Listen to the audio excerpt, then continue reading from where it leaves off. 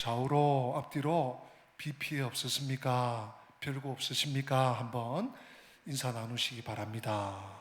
예. 아마 제가 모르긴 해도 우리 성도님들 가정에서도 조금만 그저 비가 스며 들어왔다든지 누수가 됐다든지 이런 일들이 조금씩 있지 않을까 싶습니다. 다행히도 아직까지 큰 비 피해가 있었습니다 하고 보고하시는, 교회로 보고하시거나 저에게 알려주시는 길잡이는 아직까지 한 분 계셨어요. 기도 부탁 겸 또 알려드립니다. 우리 양귀임 성도님이라고 우리 교회 새 가족이나 마찬가지이신데 여기 옆에, 교회 옆에 빌라에 사시다가 이제 남편이 소방수로 이렇게 재직 중이셨는데 이렇게 육체적으로 혈액암이 오셔서 이제 요양차 한 지금 2년째 정도 되는 것 같습니다. 저 지방 제천에 가 계신데 그게 그저 그 조상들부터 이렇게 몰려받은 그런 땅인데 최근에 비가 너무 와서 좀 함몰이 됐나 봐요. 그래서 좀 피해서 있다고, 다른 집에 피해서 있다고 하는 그런 소식을 제가 간접적으로 길잡이를 통해서 들었습니다. 그 외에는 아마 인천에 계신 우리 성도님들은 큰 피해나 특별한 피해가 없는 것 같아요. 제가 어제 저녁에 조금 궁금해서 한 7시, 8시 조금 되는 것 같습니다. 지금 이번 장마로 우리 국가에 어떤 피해가 있었나 가끔 뉴스로 보고 혹은 인터넷 뉴스로 듣고 합니다만은 제가 집계를 좀 보니까 20여 명이 이미 생명을 잃었고 어제 저녁 기준입니다. 11명인가 12명인가가 지금 행방불명이고, 그러니까 40명이 훨씬 넘게 이미 죽거나 또는 행방불명이 됐다. 비로 인해서 아마 45명 정도로 보았던 것 같습니다. 어제 저녁까지. 재산상의 피해, 논밭 유실, 또 무슨 곡물 이런 저런 과실 피해, 말할 것도 없고요. 수재민들이 10,000명 가까이 되는 것으로 어제 집계를 들었습니다. 그래서 전라남도, 전라북도, 경상남도, 경상북도, 특별히 이번에 충청 지역, 강원 지역 여러 곳에 분포되어 있는 수재민들, 그저 우리 한민족 한동포입니다. 긍휼히 여기는 마음으로 기도해 주시고, 또 우리 성도님들 가운데서도 혹 높은 지역에 계시거나 또는 저지대에 계시면 덜 뉴스에 귀를 기울이시고 유의하시고, 또 태풍도 북상하고 있다고 합니다. 더 많은 비가 온다고 합니다. 또 어려운 일 없도록 기도하시고 또 미리미리 사전에 또 준비해 주시고 또 어려움 당치 않도록 하시기를 바랍니다. 우리가 7월 19일 주일부터 3주간 지난 주일까지 다니엘서 7장을 3번 나누어서 함께 살펴보았습니다. 이 다니엘의 첫 번째 환상이었죠. 그 정도만 살펴봐도 이 다니엘의 첫 환상을 전반적으로 이해하는 데는 그저 큰 어려움은 없을 것이다 라고 저는 그저 생각이 됩니다. 근데 오늘 또 7장을 읽었어요. 목사님 7장 아닌데 8장인데 이런 식구들이 계셨는지 모르겠어요. 맞습니다. 7장 맞는데, 왜냐하면 이제 두 번째 환상, 다니엘이 4번의 환상을 보았다고 했는데 이제 두 번째 환상 8장으로 넘어가기 전에 이 첫 번째 환상의 의미를 조금 더 명확히, 또 시간 지나면 잊어버리고 두 번째 환상, 세 번째 환상, 네 번째 환상 또 지나고 다른 책으로 넘어가면 잊어버릴 수 있습니다. 저도 잊어버리는 걸요. 설교자도 잊어버리는 걸요. 그러나 이 7장에서 주신 아주 선명한 교훈, 다니엘 시대뿐만 아니라 오고 오는 시대, 특별히 오늘 21세기를 사는 우리들에게 주시는 아주 중요한 교훈 한 4가지 정도를 간략히 성도님들과 함께 정리를 하고 넘어가는 것이 유익하겠다 하는 생각을 했습니다. 그래서 오늘 성도님들과 함께 복습하는 마음으로, 그냥 편안한 마음으로 3번 말씀 받았으니 이제 복습하는 마음으로 그때 목사님 그렇게 말씀하시는데 그거 맞구나, 내 기억이 맞구나, 아니면 나는 이렇게 생각했는데 아니었네 하고 또 수정 혹은 궤도 변경을 하실 필요 있으면 하시고, 아는 것은 더 다지시고 또 모르는 것은 또 새롭게 깨달으시고, 아는 것은 복습하시고, 이런 시간이 되었으면 좋겠습니다. 오늘 우리가 다시 읽은 것처럼 다니엘서 7장 1절에 다니엘이 첫 번째 환상을 이 바벨론 벨사살 왕 시절에 본 거예요. 벨사살 왕 원년에 하나님께서 환상을 보여주죠. 어떤 환상이었습니까?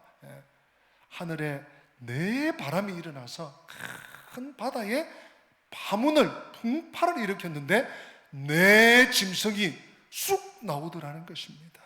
오늘 우리가 읽었죠. 이 네 짐승이 어떤 짐승들이 있었죠? 혹시 기억나십니까? 사자. 사자인데 독수리의 날개가 있는 사자. 지상에서 사자, 또 공중에서 독수리, 제왕들인데 두 가지를 겸비한 사자, 바벨론이었죠. 또 곰, 맞습니다. 곰은 메데 페르시아 나라. 또 어떤 짐승이 있었죠? 표범. 이 표범은 근데 새의 날개가 넷이 달린 표범이었다. 이것은 그리스, 헬라 제국이었죠. 네 번째 짐승은 이름을 알 수 없어요. 이름을 알 수 없는데 얼마나 악하고 못되고 독한지 다니엘이 두려움 속에서 그 넷째 짐승을 지켜봤다고 했죠. 그래서 넷째 짐승은 로마 나라, 로마 제국, 우리가 살펴보았습니다. 역시 또 이 네 짐승은 2장의 큰 신상, 느부갓네살 왕이 꾸었던, 꿈에 보았던 신상의 네 제국과 딱 일치가 하는 것을 보았습니다. 그런가 하면 이 다니엘이 네 짐승, 이 네 짐승으로 표현된 넷째 나라에 상당히 관심을 가지고 또 살펴보았죠. 그랬더니 10뿔이 돋아난 거예요. 10뿔이. 이 10뿔이 이 로마 나라의 이 제국에 10명의 왕인지 10개의 또 나라가 일어났다 또 쓰러졌다 하는 건지 그러고 있는데 그 10뿔 사이에 다른 뿔이 났어요. 작은 뿔이 나왔어요. 그 뿔이 온 뿔들을 헤집고 다니더라. 그래서 그 작은 뿔은 적그리스도였다. 이 정도 설명들이 조금 뉘엿뉘엿 기억이 나실 것입니다. 또는 나시면 좋겠어요.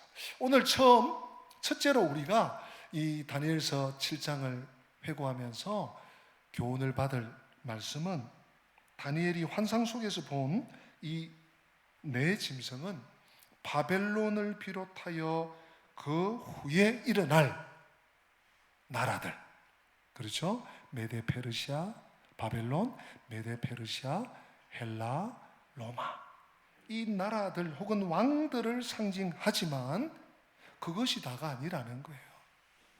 그것들은 이 네 짐승으로 표현된 네 나라, 네 제국들은 어떤 특정한 나라와 왕에게 한정되지 않는다는 것입니다.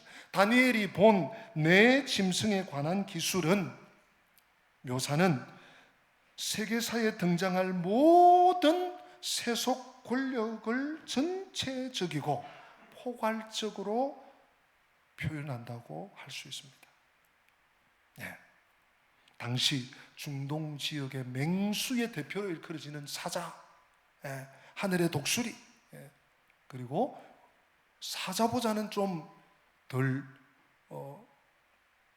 맹수일지는 몰라도 곰, 그 다음 표범, 또 네 번째 짐승은 이름을 알 수 없는, 뭐라고 이름 부르기 참 힘든 더 악한, 더 못된 그런 짐승. 이것은 어떤 한정된 것이 아니라는 거예요. 모든 시대, 모든 역사에 일어날 그런 세속 권력을 표현하는, 그래서 여러분 이런 이미지를 들으면요 잊어지지 않는 거예요.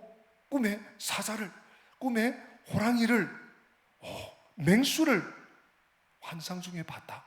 잊어지지 않는 거예요. 너희들이 오고 오는 세계에, 오고 오는 시대에, 오고 오는 역사에 이런 제국들이 계속해서 일어나고 세워지고 무너지고 또 다시 일으켜질 것이다 하는 말씀. 다시 말해서 이 첫 번째 다니엘의 환상은 역사적으로 일어날 일을 미리 하나님께서 알려주셨다는 단순한 사실을 말하는 것이 아니에요. 옛날 옛적에 바벨론이라는 나라가 있어서 굉장히 잘 살고 공중정원도 있고 10차선 대로가 있고 엄청나서 그러다가 없어졌다. 그 다음 메데 페르시아가 있어서 헬라 나라가 있어서 로마 나라가 있어서 600년 700년이나 다스려서 이렇게 끝났다, 이 얘기를 하는 게 아니에요.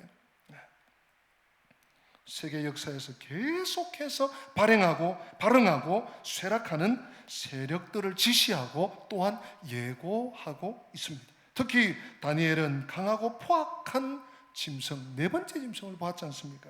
이는 세상 권력의 강력하고 냉혹하고 잔혹한 특성에 대해서 분명히 성도들이 알아야 할 것을 요청하고 있습니다. 우리 성도들은 세상이 그리스도의 복음과 그리스도를 따르는 제자들에게 결코 호의적이거나 따뜻하지 않다는 사실을 명심하고 기억하셔야만 합니다. 우리 주님께서도 사랑하는 12제자를 전도대로 파송하시면서 이런 말씀을 하셨어요. 내가 너희들을 보내려고 하니까 양을 이리들 가운데 보내는 것 같아. 늑대우리에 보내는 것 같아. 내 마음이 안 좋다. 이런 말씀을 하셨어요.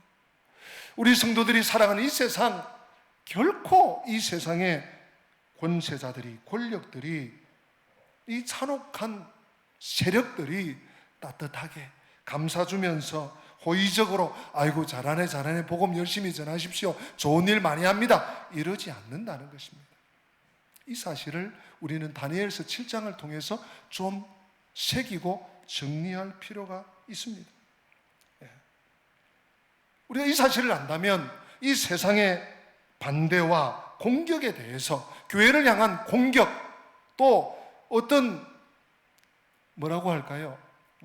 힘에 대해서, 세력들에 대해서, 또 교회에 흠집을 내려고 하는 것에 대해서 조연할 수 있습니다. 뿐만 아니라 이것을 우리가 충분히 안다면 세상의 힘과 권세를 더 이상 의지하거나 거기에 뭔가 도움을 바라지 않을 것입니다. 나아가서 세상의 흥미와 쾌락에 이끌려 살지 않을 것입니다.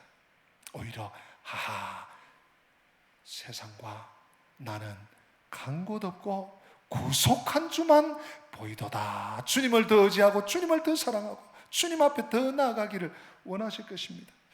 오늘 이 첫 번째 교훈, 7장을 넘어가면서 첫 번째 교훈을 갈무리하면서 우리가 마음에 시편 119편 37절 말씀을 좀 담았으면 좋겠어요. 우리 시편 말씀 우리 다 같이 한번 읽어 보십니다. 내 눈을 돌이켜 허탄한 것을 보지 말게 하시고 주의 길에서 나를 살아나게 하소서. 아멘. 내 눈을 돌이켜 허탄한 것에 집중하지 않게 하시고, 아니 지금 우리는 좋은 일하고 우리는 정말 생명 살리는 일 하는데 왜 이렇게 공격하는 거야? 왜 이렇게 못 살게 구는 거야? 왜 이렇게 손해를 입히는 거야? 세상은 그러합니다. 세상이 그러합니다. 네. 두 번째, 우리가 이 7장에서 가장 두드러진 것은 제가 앞서도 말씀드렸지만 이 넷째 짐승과 그 짐승에게서 나는 열뿔, 특별히 작은 뿔입니다. 지난 주일은 다른 뿔로 묘사됐죠? 7장 뒷부분에. 이 넷째 짐승은 로마를 상징한다 그랬어요. 넷째 나라라고 가브리엘 천사가 해석해 주었죠. 작은 뿔은 뭡니까? 즉 그리스도를 상징합니다. 당시에 로마는 그리스도의 복음을 대적했고 성도들을 극심히 박해했습니다. 여러분 기억하십시오. 그리스도의 복음을 대적하는 것이 즉 그리스도가 행하는 주 임무입니다. 그리스도의 복음이 전파되지 못하도록 한 영혼이라도 구원받게 못하려면 어떻게 합니까? 복음을 먼저 받은 자들을 자꾸 억압하는 거예요. 옥죄는 거예요. 박해하는 거예요. 핍박하는 거예요. 그래서 성도들을 극심히 박해합니다. 이 두 가지는 사실은 맞물려 있죠. 복음을 억압하는 것, 복음을 대적하는 것, 복음을 전파하는 움직이는 전도지 성도들을 박해하는 것. 이는 적그리스도가 적극적으로 행하는 두 가지 큰 임무입니다. 사탄에게 받은 임무입니다. 여기서 기억하십시오. 로마는 물리적인 한 나라를 지칭하는 것이 아닙니다. 그것은 이 로마는 역사적인 모든 적그리스도와 그를 추종하는 세력의 총합으로 보아야 합니다. 즉 로마라고 일컬어지는 세력은 한마디로 적그리스도를 상징한다. 로마 한 나라가 아니에요. 또는 뭐 1000몇백 년 전까지 이 땅에 건재하던 600년, 700년을 역사를 이렇게 이어오던 로마 나라를 말하는 것이 아니라는 거예요. 적그리스도의 세력을 로마라는 한 단어로, 한 나라로, 한 제국으로 표현하는 것이라는 것입니다. 적그리스도는 그리스도를 대항하고 성도를 박해하는 모든 세력을 통칭하는 것입니다. 이것은 세상에 항상 존재해 왔습니다. 그리고 기독교를 말살하려고 획책해 왔습니다. 모든 시대, 모든 나라가 그래 왔습니다. 지금도 이 일이 이어지고 있습니다. 적그리스도의 배후에는 사탄이 있습니다. 그런데 시간이 지날수록 적그리스도와 사탄의 실체가 더욱 분명히 드러나고 가공할 일은 이 사탄, 적그리스도의 세력이 더욱 강화된다는 것에 있습니다. 약해지지가 않는다는 것입니다. 작은 뿔 보세요. 다니엘은 작은 뿔인 적그리스도가 강력하고 교활하고 끈질기다는 점을 잘 보여주었습니다. 잘 보았고 또 설명해 주었습니다. 실제로 적그리스도는 사탄의 조종과 사주를 받아서 강력하고도 때로는 매력적인 모습으로 이 세상에 등장합니다. 그래서 사람들을 현혹합니다. 때로는 사람들을 윽박 지르기도 합니다. 성도들을 미혹하기도 합니다. 적그리스도가 우리 다니엘서 7장 25절에 본 대로 4가지 술책이 있지 않았습니까? 지극히 높으신 이를 말로 대적해. 아주 하나님을 비방하는, 하나님의 거룩을 그저 흠집내는 이 일. 또 어떤 일을 했습니까? 25절에 보니까 지극히 높으신 이의 성도를 괴롭게 할 것이다. 성도들을 압박하고 핍박하고 압제할 것이다. 적그리스도가. 또 때와 법을 고치고자 할 것이다. 그러나 성도들은 그들의 손에 매여서 한 때와 두 때와 반 때로 그 기간이 제한될 것이다 라고 이 사탄이, 적그리스도가, 사탄의 사주를 받는 적그리스도가 이런 짓을 자행할 것을 다니엘이 분명히 보았고 또 천사가 설명해 주었고 그것을 우리에게 전달해 주고 있지 않습니까? 그런데 여기서 한 가지, 이 두 번째 교훈을 우리가 마무리하기 전에 명심해야 할 것이 있습니다. 이 적그리스도가 로마라는 국가에서 나오는 것이 아니라는 것입니다. 이 네 번째 짐승, 그 이름을 알 수 없는 사악한 짐승이 로마라네? 그러면 로마에서 적그리스도가 나오네? 이렇게 생각하시면 안 된다는 거예요. 로마는 하나의 상징인 것입니다. 로마가 행했던 이런 완악한 짓을, 이런 사악한 짓을 성도들에게, 교회에, 복음에 자행하는 것이 적그리스도의 술책이라는 것입니다. 로마와 같이 그리스도를 대항하는 모든 세력을 통칭하는 것이 이 로마라는 것입니다. 역사적으로 적그리스도는 항상 존재했고 그 모양과 형태는 아주 다양했습니다. 우리 성경을 한번 확인하고 지나가겠습니다. 요한일서 2장 18절 말씀 우리 다 같이 한번 읽어보십시다. 시작. 아이들아, 지금은 마지막 때라. 적그리스도가 오리라는 말을 너희가 들은 것과 같이 지금도 많은 적그리스도가 일어났으니 그러므로 우리가 마지막 때인 줄 아노라. 아멘. 지금 요한일서는 사도 요한이 아주 늦게 제일 마지막에 기록한 편지입니다. 그러니까 추후 약 1세기 끝 96년, 97년 요런 때 기록한 서신이에요. 그때 이미 뭡니까? 지금부터 1900년 전에 뭐라고 합니까? 지금도 많은 적그리스도가 어떻게 됐다고요? 일어났으니, 일어날 것이니 주의하고 대비하고 있으라고. 일어났으니 이미 과거입니다. 현재 완료입니다. 추후 1세기에 이미 적그리스도가 수없이 온 거예요. 뿐만 아니라 요한일서 4장 1절에 보면 적그리스도라는 표현은 없지만 많은 거짓 선지자들이 일어났고 라고 기록하고 있습니다. 이미 사탄의 사주를 입은 적그리스도, 거짓 선지자들이 수없이 모든 시대마다, 모든 나라마다, 모든 제국마다 활동을 펼치고 있다는 방증이죠. 적그리스도는 정치, 경제, 사회, 문화의 옷을 입고 공격합니다. 그러므로 신자들이 그 정체를 알아채지 못한 채 때로는 미혹을 받고 유혹을 받고 끌려가게 될 수도 있습니다. 그런 의미에서 우리는 바울의 경고를 기억해야 할 것입니다. 고린도후서 4장 4절을 같이 읽으면서 두 번째 교훈을 갈무리합니다. 그 중에 이 세상의 신이 믿지 아니하는 자들의 마음을 혼미하게 하여 그리스도의 영광의 복음의 광채가 비치지 못하게 하매니. 아멘. 이 세상의 신이, 적그리스도가, 거짓 선지자가 믿지 않는 자들만 혼미하게 하는 것이 아닙니다. 믿는 자들도, 오래 믿은 자들도, 성경을 사랑하고 하나님을 사랑하고 하나님께 기도하는 자들마저도 한 영혼이라도 더 채가려고 활동한다는 것입니다. 세 번째, 다니엘서 7장의 교훈입니다.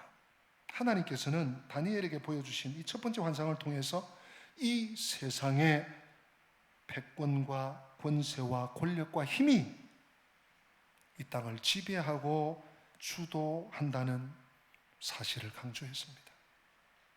사탄의 세력이 온 세상을 움직여갈 것을 말씀했습니다. 그러나 이 첫 번째 다니엘의 환상에는 그들의 권세가 영원하지 않다는 사실입니다. 여러분 이거 기억하셔야 됩니다. 오늘 이 세계화 속에, 오늘 이 시대의 이 시대 정신, 이 세속적 가치가 모든 것을 함몰하는 것 같은 이 세태 속에서 우리가 잊지 말아야 할 것은, 그러나 그럼에도 불구하고 하나님께서 이 사탄을, 적그리스도를 다스린다는 사실입니다. 다니엘서 7장 11절 하반절에서 우리가 본 것처럼 짐승이 죽임을 당하고 그의 시체가 상한 바 되어 타오르는 불에 던져졌으며 했죠. 하나님께서 그 기간을 세고 계신 것입니다. 한 때와 두 때와 반 때를, 2300주야를, 1260일을, 1290일을, 1335일을, 42달을 하나님께서 헤아리고 계신 거예요. 사탄을 멸하시기 위해서, 완전히 멸하시기 위해서. 요한계시록 20장 10절에서도 우리가 발견했죠. 다시 한번 같이 확인해 보겠습니다. 또 그들을 미혹하는 마귀가 불과 유황못에 던져지니 거기는 그 짐승과 거짓 선지자도 있어 세세토록 밤낮 괴로움을 받으리라. 아멘. 그들이 권세와 능력과 힘과 세력을 확장해 가지만, 그래서 일정 기간 세상을 다스리는 것 같지만 결국 하나님께서 저들을 불못에 던져 버리실 줄로 믿습니다.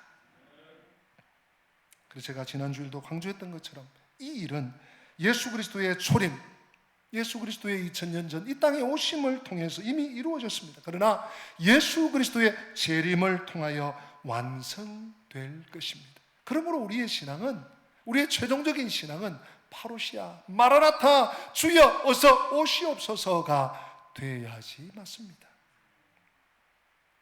하나님은 옛적부터 항상 계신 분으로 영원하며 절대적인 권위를 가지고 계십니다. 또한 하나님은 순결하십니다. 거룩하십니다. 절대적인 지위와 권세를 가지고 다스리십니다. 그래서 하나님의 심판은 공정하다고 그랬습니다. 책을 펴놓고 심판하셨죠. 예. 그리고 엄중하다고 그랬습니다. 그러므로 성도들은 세상의 핍박과 조롱이 일시적이라는 사실을 아셔야 됩니다. 끝까지 견디셔야 됩니다. 말씀으로 이기셔야 됩니다. 성령이 주시는 힘으로 이기셔야 합니다. 하나님이 악한 자들을 처벌하실 것을 믿고 다만 우리가 해야 할 일을 내가 있는 자리에서 나에게 맡겨주신 소임을, 나에게 주신 직책을 셈나가 아니라 엘리야김처럼 끝까지 사명을 감당해야 하는 것입니다. 이것에 대해서 바울은 이렇게 수레합니다. 빌립보서 3장 19절에 그들의 마침은 멸망이요 그들의 신은 배요 그 영광은 부끄러움에 있고 땅의 일을 생각하는 자라. 이 어둠에 속한 자들, 이 어둠에 속한 세상 권세는 끝장날 날이 있습니다. 그에게 속한 어떤 세력들도, 기관들도, 단체들도 끝장날 날이 있습니다. 교회는, 성도는 오직 예수, 더욱 예수, 절대 예수만 붙잡고 주님을 의지하여 살아나갈 수 있기를 축복합니다. 마지막 7장은 이 마지막 교훈입니다. 참 우리에게 소망이죠. 하나님이 성도들에게 주시는 복이 기록되어 있어요. 여러분 지난 주일 제가 좀 강조해서 나눈 것 같은데, 하나님은 그리스도에게, 우리 7장에서는 인자 같으니 이렇게 표현되죠. 그리스도에게 세상의 모든 권세, 영광, 또 나라를 주셨어요. 그리고 그리스도께서는 끝까지 참고 인내하며 변함없이 그리스도를 따르는 성도들에게 왕적인 권세를 주셔서 누리게 하셨죠. 여러분 기억하십니까? 다니엘서 7장 27절에 나라와 권세와 온 천하 나라들의 위세가 지극히 높으신 이의 거룩한 백성에게, 누굽니까? 성도들에게 붙임바 되리니. 결국 사탄은 멸망하고 결국 적그리스도는 저 꺼지지 않는 지옥불에 떨어지고 하나님의 백성들, 지극히 거룩한 성도들은 나라와 권세와 영광을 이어받을 것이다. 다니엘서 7장 18절에도 이것을 그냥 멀리서 불구경하고 있는 것이 아니라 누린다고 말씀합니다. 그 누림이 영원하고 영원하리라. 성도들의 영광스러운 상속을 경험할 것을 강조하고 있습니다. 이 누림을 신약의 성도들에게 베드로는 이렇게 적용하고 있네요. 여러분들 잘 아시는 말씀이죠. 우리 이 다니엘서 7장을 염두에 두고 베드로전서 2장 9절 말씀을 한번 상고해 보십시다. 좀 새롭게 다가올 것입니다. 같이 읽어보십니다. 그러나 너희는 택하신 족속이요 왕같은 제사장들이요 거룩한 나라요 그의 소유가 된 백성이니 이는 너희를 어두운 데서 불러내어 그의 기이한 빛에 들어가게 하시니에 아름다운 덕을 선포하게 하려 하심이라. 아멘. 너희는 택하신 족속이다. 왕같은 제사장이다. 거룩한 나라다. 참 이 찬양도 있지 않습니까? 축복송. 이 말씀 자체도 은혜롭지만 다니엘서 7장에 이 내 짐승, 또 넷째 나라, 열뿔, 또 작은 뿔, 다른 뿔, 이것이 다 지나가고 결국 하나님의 거룩한 백성들에게 이 나라와 영광과 권세가 이어질 것이라는 감격스러움, 우리가 누리게 될 것이라는, 구약의 다니엘이 예시한, 다니엘이 예고한 말씀이 신약 시대에 이루어진 것을 연결을 시키고 있지 않습니까? 얼마나 아름다운 접목입니까? 그러므로 성도는 하나님의 언약 안에 거하게 됨으로써 놀라운 복을 받게 된 것에 감사하면서 또 감격하면서 또 그러기 위해서 하나님을 진실되게, 더 진실되게 의지하면서 또 경외하면서 바라보면서 살아가야 될 줄로 믿습니다.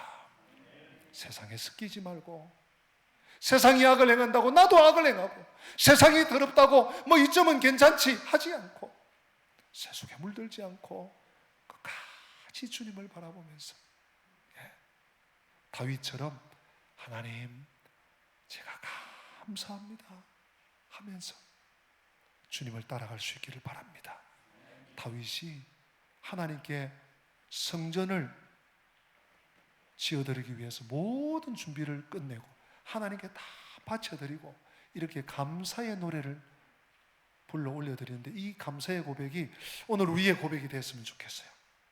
우리 역대상 29장 11절 12절 다윗의 고백을 나의 고백으로 좀 삼으면서 같이 읽어보시면 좋겠습니다. 역대상 말씀 같이 읽으십니다. 여호와여, 위대하심과 권능과 영광과 승리와 위엄이 다 주께 속하여 사오니 천지에 있는 것이 다 주의 것이로 소이다. 여호와여, 주권도 주께 속하여 사오니 주는 높으사 만물의 머리이심이니이다.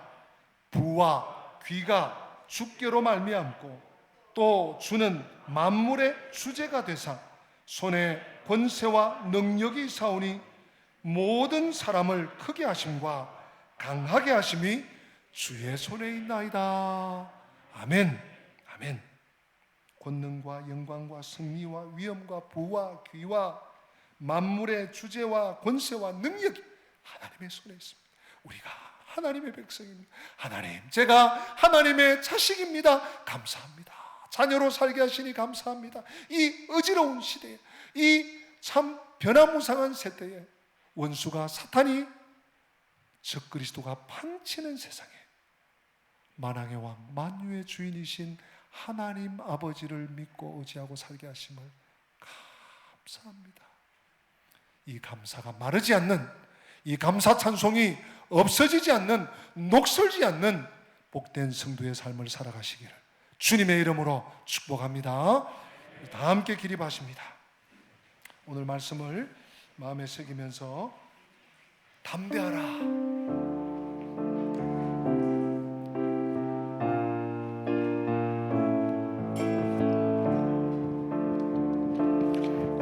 이것은 너희에게 이름은 너희로 내 안에서 평안을 영원토록 누리게 하려 함이라. 이것은 너희에게 이름은 너희로 내 안에서 사랑은 영원토록 누리게 하려 함이라. 세상에서 너희가 환난을 당하고 세상에서 너희가 환난을 당하나 담대하라. 세상을 이기었노라 하시니라. 이것은 너희에게 이름은 너희로 내 안에서 축복은 영원토록 누리게 하려 함이라. 할렐루야. 우리 기도하시겠습니다. 살아계신 하나님 아버지, 참으로 고맙고 감사하고 놀랍고 또한 놀랍습니다. 이것을 너희에게 이름은 다니엘을 통해서 보여주시고 또 천사를 보내서 해몽하고 해석하게 해주셔서 오늘 수천 년이 지난 오늘 우리에게 적실한 말씀으로 허락해 주신 아버지 하나님 감사합니다. 이것을 너희에게 이르면 너희가 세상에서는 환난을 당하지만 내 안에서 평안을 누리게 하려 함이라고 말씀하셨습니다. 하나님, 성도로 산다는 것 많은 제약도 있고 많은 손실도 있고 때로는 윽박지름을 당할 때도 있고 무시당할 때도 있고 내팽개쳐짐을 당할 때도 있었고 있겠고 있을 것이겠지만 주님을 의지하여 내 짐승, 특별히 넷째 짐승, 10뿔, 작은 뿔, 다른 뿔, 로마와 즉 그리스도 이들의 공격과 공략을 이상하게 여기지 아니하고 하나님의 성도로 이 땅을 살아감을 감사하면서 찬송하면서 누리면서 승리하는 복된 성도의 삶을 한 발자국 한 발자국 쩌벅쩌벅 걸어가는 복된 주의 백성들이 되게 하여 주시옵소서. 주 예수 그리스도의 은혜와 하나님 우리 아버지의 변함없는 사랑과 성령님의 교통하심이 해가 갈수록 달이 갈수록 날이 갈수록 환난의 비바람은 거세어져도 주 예수 그리스도를 붙잡고 만왕의 왕 만유의 주 권세와 능력과 나라와 영광이 그분께 있다는 사실을 확실히 믿고 그분을 더욱 의지하며 감사하며 찬송하며 살기 원하는 주님의 백성들 머리머리 위에 저들의 가정과 생업과 앞길 위에 자녀들과 자손들 머리머리 위에 우리 교회 위에 열방과 민족 위에 지금부터 영원토록 함께 계실지어다. 아멘. 아멘.